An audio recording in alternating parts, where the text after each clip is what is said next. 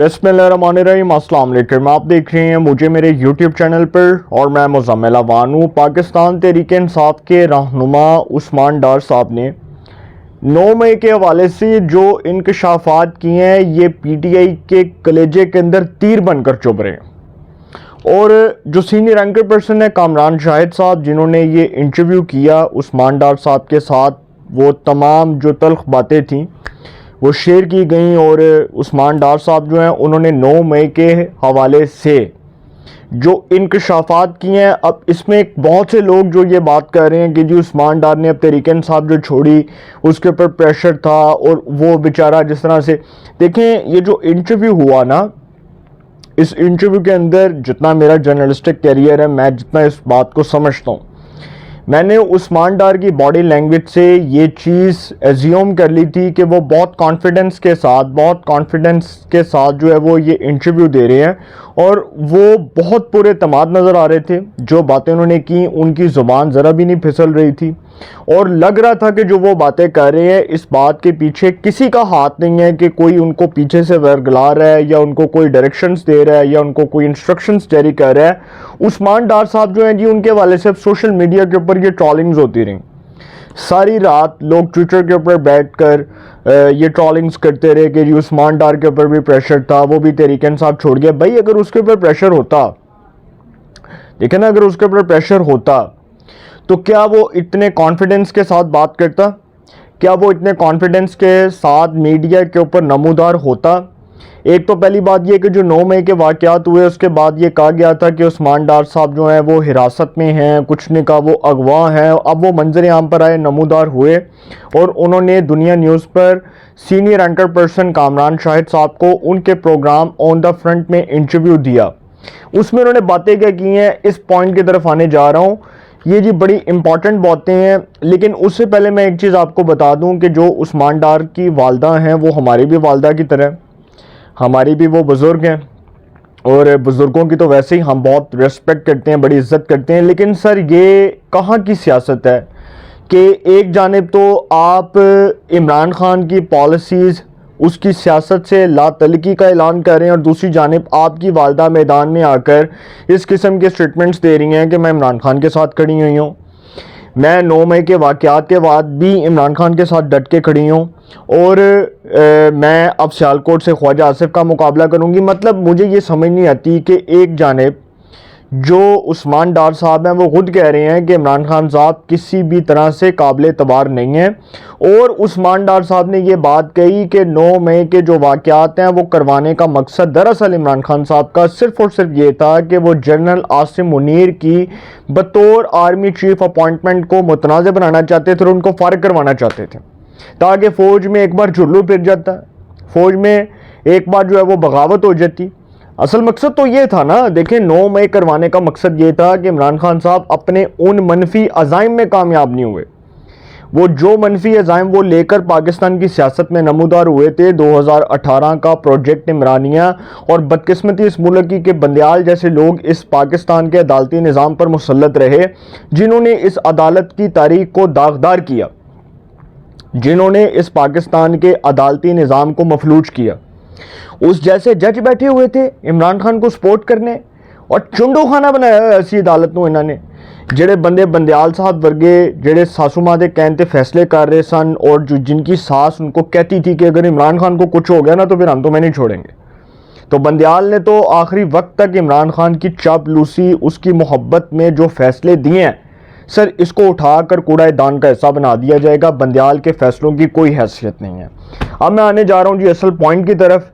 उस्मान डार साहब जी हैं, उस्मान डार साहब ने जी जो बयानात दिए हैं कामरान शाहिद साहब के प्रोग्राम में, उसके ऊपर मैं आने जा रहा हूँ।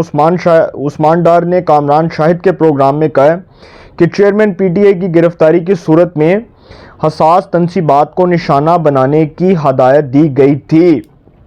हसास तनसीबात को निशाना बनाने की हदायत खुद चेयरमैन PTI ने दी थी। अक्टूबर 2022 में, ये सुनते जाइएगा, बहुत इंपॉर्टेंट बातें की उन्होंने कहा कि अक्टूबर 2022 में लॉन्ग मार्च जनरल आसिम मुनीर की बतौर आर्मी चीफ तैनाती रोकने के लिए किया गया। 9 مئی کے حملوں کا مقدمہ فوج پر دباؤ ڈال کر جنرل عاصم منیر کو عہدے سے ہٹانا تھا۔ چیئرمین پی ٹی آئی نے گرفتاری سے بچنے کے لیے ہیومن شیلڈ کا استعمال کیا۔ ملک بھر سے زمان پاک کے باہر ورکرز اکٹھے کر کے ذہن سازی کی۔ اب وہ خود بتا رہے ہیں، عثمان ڈار صاحب جو عمران خان کے ساتھ ہوتے تھے اب تک ساتھ تھے، پھر وہ کہتے ہیں کہ ذہن سازی کی۔ جوڈیشل کمپلیکس اسلام آباد اور زمان پاک میں جو کچھ ہوا اسی ذہن سازی کا نتیجہ تھا۔ جس طرح اداروں پر حملے ہوئے اس سے پی ٹی آئی کی بنیادیں ہل گئیں۔ 9 مئی کے ثانی کی جتنی مذمت کی جائے کم ہے، اب مذمتیں یاد آ رہی ہیں۔ اصل سوال تو یہ بنتا ہے کہ بھائی جب یہ واقعات ہوئے تب مذمت کیوں نہیں کی؟ تب بولتے نا یار آ کر میڈیا پر۔ اب تو فواد چودھری، پرویز خٹک، اس کے بعد آپ جیسے لوگ اور پھر فردوس عاشق اوان، تب تک تو یہ سارے اکٹھے تھے عمران خان کے ساتھ۔ جیسے ہی دیکھا اور پی ٹی آئی جو جھلو پھرنا شروع ہو گیا، اچھا یار چھوٹو چھوٹو پارٹی چھوڑو۔ اب پتہ چل رہا تھا بھائی کہ اس پارٹی کا مستقبل تاریک ہے۔ الیکشنز کے اندر اس پارٹی کا الیکشن کنڈکٹ کرنا اتنا آسان نہیں ہوگا، کیونکہ پاکستان کے اندر جو سیکیورٹی اسٹیبلشمنٹ کے ساتھ ہوا یہ آج تک کسی سیاستدان نے نہیں کیا۔ آپ کو پتہ نا کہ ذوالفقار علی بھٹو کو کس جرم کی سزا ملی تھی؟ سب کو پتہ ہے، اور سب کو پتہ ہے کہ وہ مری کے گیسٹ ہاؤس میں اس وقت کا آرمی چیف ضیاء الحق جو ہے وہ ان کو سلوٹ کیا کرتا تھا، اور وہی بعد میں ان کا دشمن بنا۔ تو عمران خان صاحب تو اتنے آسان فراموش نکلے کہ جو باجوہ کا ہاتھ پکڑ کر اقتدار میں آئے اسی باجوہ کے ادارے کو بعد میں گالیاں دینے شروع کر دیں، اور کہا کہ جی سائفر ایک آفیشیل سیکرٹ ایکٹ میرے خلاف سازش تھی، امریکہ کی سازش تھی، اور فلاں سی او ٹم کا آنسی او N C N C N C N C. اور بھائی آپ سیدھی طرح بات کریں، جو قومی سلامتی کمیٹی کا اجلاس ہوا تھا، نیشنل سیکیورٹی کمیٹی کا اجلاس ہوا تھا، اس میں یہ ثابت ہو گیا تھا کہ کوئی سازش نہیں ہوئی، کسی قسم کی سازش کے کوئی ثبوت نہیں ملے۔ اور جو آفیشیل سیکرٹ ایکٹ تھا سائفر، جو آپ کہتے ہیں کہ جی وہ آپ نے کاغذ لے رہا کر صحافیوں کو اور کیبنٹ کی میٹنگ میں آپ نے دکھایا، اور اس کو اسد عمر نے دیکھا، پرویز خٹک نے دیکھا، شاہ محمود قریشی نے دیکھا، تو آپ اس وقت آنکھیں بند کر کر سوئے ہوئے تھے۔ آپ پاکستان کی عدالت میں جا کر یہ کہہ نہیں سکتے تھے کہ اس پر تحقیقات کروائیں۔ آپ پاکستان کی جو نیشنل سیکیورٹی کمیٹی ہے، قومی سلامتی کمیٹی کے اجلاس سے پہلے آپ آرمی چیف کو بلا کر کہتے کہ جی میرے خلاف یہ سازش ہوئی ہے، مجھے نکالا گیا۔ اور یہ سب جھوٹ بولتے رہے عمران خان صاحب، صرف اور صرف اپنی دوغلی سیاست کو چمکانے کے لیے۔ اور اب وہ یہ کہہ رہے ہیں کہ جی جوڈیشل کمپلیکس اسلام آباد اور زمان پاک میں جو کچھ ہوا اس ذہن سازی کا نتیجہ تھا، یہ عثمان ڈار کہہ رہے ہیں۔ پھر عثمان ڈار مزید کہتے ہیں کہ جس طرح اداروں پر حملے ہوئے اس سے پی ٹی آئی کی بنیادیں ہل گئیں، بالکل ہلی۔ 9 مئی کے ثانی کی جتنی مذمت کی جائے کم ہے، مذمتیں یاد آ رہی ہیں، پہلے پتہ نہیں کیوں نہیں کی، میرا تو یہ سوال ہے عثمان ڈار سے۔ پھر کہتے ہیں کہ جی 9 مئی ایک سیاہ دھبا ہے جسے دھلنے میں وقت لگے گا، سبحان اللہ۔ اور سبحان اللہ کو سر اب یاد آ رہا ہے کہ 9 مئی ایک سیاہ دھبا ہے جسے دھلنے میں وقت لگے گا۔ تو بھائی جب 9 مئی ہوا تب ٹی وی پر آ کر کہتے کہ جی ہم اس لیڈر سے، ہم اس پارٹی سے اظہار لا تلقی کا اعلان کرتے ہیں، تب تو نہیں بولیا کوئی بھی۔ اب پی ٹی آئی چیئرمین نے جی ریاست مخالف بیانیے کو سپورٹ کیا، اور پی ٹی آئی کی موجودہ صورتحال کے ذمہ دار عمران خان خود ہیں۔ اور پھر وہ کہتے ہیں کہ ریاست مخالف بیانیہ عمران خان کی ہدایت پر بنا۔ پی ٹی آئی میں حماد اظہر، اعظم سواتی، مراد سعید اور فاروق حبیب فوج مخالف تھے۔ تو سر سوال یہ بنتا ہے کہ جو فاروق حبیب ہیں، اعظم سواتی، مراد سعید، اور چوتھا بندہ کہڑا ہے حماد اظہر، اعظم سواتی، مراد سعید، فاروق حبیب، تو پھر یہ چاروں کو پکڑیں۔ فاروق حبیب صاحب تو گرفتار ہیں، حماد اظہر کو پکڑیں، مراد سعید کو پکڑیں، اعظم سواتی کو پکڑیں، اور ان کو پکڑ کے جیلوں میں ڈالیں اور ان کے خلاف چلائیں مقدمات۔ اب جب یہ عثمان ڈار باتیں کر رہے ہیں تو حماد اظہر ٹی وی پر آ کر یہ کہہ رہا ہے او بھائی اس کو ڈرایا گیا، سر اے دوغلی سیاست نہیں چلنی۔ اب یہ جھوٹ کی پٹاریاں کھل گئی ہیں، اب یہ جھوٹ نہیں چلنے۔ اب حماد اظہر صاحب اپنے والد صاحب کو دیکھ لیں، ان کی سیاست کو دیکھ لیں۔ میاں اظہر صاحب ایک بڑا نام تھا میاں اظہر صاحب کا، اور یاد ہے ہمیں کہ وہ جب گورنر پنجاب تھے وہ شادرہ سے بھی الیکشن لڑتے رہے، اور دو بار وہ ایم این اے الیکٹ ہوئے تھے۔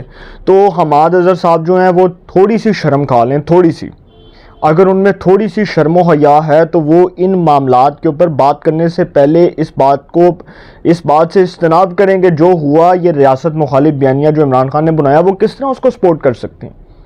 میں عمران خان کی ملک دشمن پالیسیوں کو سپورٹ نہیں کر سکتا، مجھ سمیت جتنے بھی صحافی جو اس فیلڈ کے اندر کام کر رہے ہیں, بطور رپورٹر کام کر رہے ہیں, ہم سر عمران خان کی جو ہے وہ اس نیریٹو کو سپورٹ نہیں کر سکتے جو ریاست مخالف بیانی ہے, اس کو ہم کس طرح سپورٹ کریں گے؟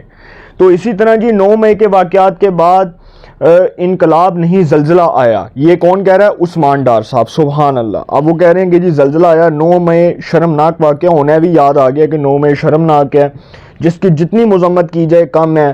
میں فوج مخالف گروپ کا حصہ نہیں تھا, آپ نہیں تھے تو بھائی جب آپ نے یہ بات کہی کہ اعظم سواتی, مراد سعید, فاروق حبیب اور اس کے بعد وہ جو چوتھا تھا حماد اظہر, اگر یہ 4 فوج مخالف تھے تو آپ اگر فوج مخالف نہیں تھے تو پھر آپ بتاتے, پاکستان کی عدالتوں کو بتاتے, پاکستان کے اداروں کو بتاتے کہ یہ فوج مخالف تھے. اور جو فوج مخالف سب سے بڑے فوج مخالف بیٹھے ہیں میاں اسلم اقبال صاحب, اب تک تو وہ گرفتار نہیں ہوئے, اور وہ کہاں پر ہیں؟ بلوچستان میں ایک علاقے میں چھپے ہوئے ہیں. حساس اداروں کی رپورٹ ہے سر, میاں اسلم اقبال صاحب جس دن گرفتار ہو گئے اس دن یہ سارا کٹی کٹا کھل جانا ہے اور پتہ چل جانا ہے کہ میاں اسلم اقبال کے موبائل سے وہ تمام تر میسیجز, وہ تمام تر ریکارڈ نکل جانا ہے جس میں وہ انوالو ہوں گے. بچنا انہوں نے بھی نہیں ہے. اگر کوئی یہ سمجھتا ہے کہ وہ بچ جائے گا تو وہ بچ نہیں سکتا. ان واقعات کے بعد بڑی مضبوط گرفت کے ساتھ اس کی گرفتاری ہونی ہے. جو 25 مئی, میں نے آپ کو ایک ولاگ میں بتایا تھا نا کہ 25 مئی کے والے سے وہ لسٹ آئی ہے, اور اس لسٹ کے اندر ان لوگوں کے نام موجود ہیں جو 9 مئی کے واقعات میں ڈائریکٹلی طور پر انوالو تھے, جس میں پی ٹی آئی کے ورکرز, سپورٹرز, اس میں پی ٹی آئی کے رہنما اور بڑی تعداد میں جن لوگوں کے خلاف اب چلان پیش ہو گیا, جن کے مقدمات اب فوجی عدالتوں میں چلنے ہیں, اور پتہ ہے کہ ان کے ساتھ کیا ہونا ہے, سب کو پتہ ہے. تو سر یہ چھپنے والی باتیں نہیں ہیں. محمود الرشید, اعجاز چودھری, ڈاکٹر یاسمین راشد, اس کے بعد عمر سرفراز چیمہ, ان لوگوں کے ساتھ جو ہو رہا ہے, دراصل آج جو ہمدردی کا جو لوگوں کے سامنے جو ہمدردی کا گلا شکوہ کر رہے ہیں نا کہ ہم ہمدردی کی بنیاد پر ان کے ساتھ کھڑے ہیں, اور سر جب یہ فوج مخالف بیانیاں بنا رہے تھے تب ہمدردیاں کدھر تھیں فوج کے حق میں؟ تب تو کوئی نہیں بولا. تب بولتے آپ ٹی وی پر آ کر کے جی فوج کے ساتھ جو ہوا غلط ہوا, اور اس بات کو کنڈیم کرتے, اس بات کی مذمت کرتے, لیکن نہیں کی. اچھا جی, اب جی 9 مئی کے واقعات کے بعد انقلاب نہیں زلزلہ آیا, 9 مئی بڑا شرمناک واقعہ, اور گھسی پٹی باتیں جس کی جتنی مذمت کی جائے کم ہے. میں فوج مخالف گروپ کا حصہ نہیں تھا, عدالت بلائے گی تو ضرور جاؤں گا. عثمان ڈار صاحب کہہ رہے ہیں عدالت بلائے گی تو ضرور جاؤں گا. بھائی سوال یہ پیدا ہوتا ہے جب عدالت آپ کو بلائے گی تو آپ سے یہ سوال بھی پوچھے کہ اب تو آپ ان چیزوں کے انکشافات کر رہے ہیں, ابھی تک تو آپ عمران خان کے ساتھ بیٹھے ہوئے تھے, جیسے عمران خان کی آواز نکلی آپ کی آواز نکل گئی, آپ کا بھی ٹائر پنچر ہو گیا, آپ کی بھی آواز ٹھس ہو گئی ہے. تو اب سوال یہ بنتا ہے کہ آپ ٹی وی پر آ کر یہ باتیں بتا رہے ہیں, آپ پہلے آپ نے کیوں نہیں بتائیں؟ سوال تو یہ بنتا ہے نا. تو یہ جی اب وہ کہہ رہے ہیں کہ جی اب عدالت بلائے گی تو میں ضرور جاؤں گا. اس میں ایک بات بڑی امپورٹنٹ ہے کہ عثمان ڈار اعظم خان کی طرح جو عمران خان کے سابق پرنسپل سیکرٹری تھے, جو سائفر کیس میں عمران خان کے خلاف سلطانی گواہ بنے, اسی طرح سر عثمان ڈار صاحب اب سلطانی گواہ بننے جا رہے ہیں. 161 کا بیان وہ ریکارڈ کرائیں گے, اور وہ گواہ کے طور پر جب 161 کا بیان ریکارڈ کرائیں گے بطور سلطانی گواہ, تو عمران خان صاحب رگڑے جان گے. ایسے گل کسی نے سارے نو پتہ ہے, ایسے ٹھپا لگ چکی ہے اس گل تے کہ عمران خان صاحب نہیں ہون بچ دے. یہ سر پاکستان میں جو ریاست کے ساتھ عمران خان نے کیا ہے نا, جو ذہن سازی کی اپنے کارکنوں کی, اپنے ورکرز کی, اپنے سپورٹرز کی, عمران خان صاحب بھگتیں گے سر. وہ فرعونیت, وہ غرور اور وہ تکبر جو ان کے کردار سے واضح ہو رہا تھا جب وہ وزیر اعظم تھے, اور وہ جس طرح سے وہ مریم کے ساتھ, حمزہ کے ساتھ ہوا, نواز شریف کے ساتھ ہوا, شہباز شریف کے ساتھ ہوا, اس وقت کی پوری اپوزیشن کے ساتھ ہوا, سر آج وہ سارا کچھ عمران خان خود بھگت رہے ہیں 9 مئی کے واقعات کی صورت میں, سائفر کیس کی صورت میں, توشہ خانہ کیس کی صورت میں. اور اب یہ ثابت ہو جانا ہے 9 مئی کا جو چلان پیش ہوا ہے, جس میں اب یہ آگے فوجی عدالتوں میں یہ جو مقدمات چلنے ہیں اس میں عمران خان کو علیحدہ سزا ہونی ہے, سائفر میں علیحدہ ہونی ہے سزا. عمران خان صاحب نے کہاں بچنا ہے؟ اگر کوئی یہ سمجھ رہا ہے کہ جی عمران خان کو کوئی لیول پلینگ فیلڈ مل جائے گی, کوئی لیول پلینگ فیلڈ نہیں ہے سر. فوج کے خلاف جو ہوا یہ ایک بہت منظم سازش تھی. آپ کو ایک اندر کی خبر دیتا ہوں کہ 9 مئی کے واقعے میں ایک صحافی صاحب جو ہے نا, ایک صحافی صاحب, اب میں آپ کو بتاؤں گا, خیر وہ جرنلزم میں ان کا بڑا نام ہے اور جرنلسٹک کیریئر بھی ان کا بہت اچھا ہے. تو 9 مئی کے واقعے میں جی ایک صحافی کا کور کمانڈر ہاؤس لاہور کے قرب و کبار میں موبائل جیو فینسنگ میں آ گیا.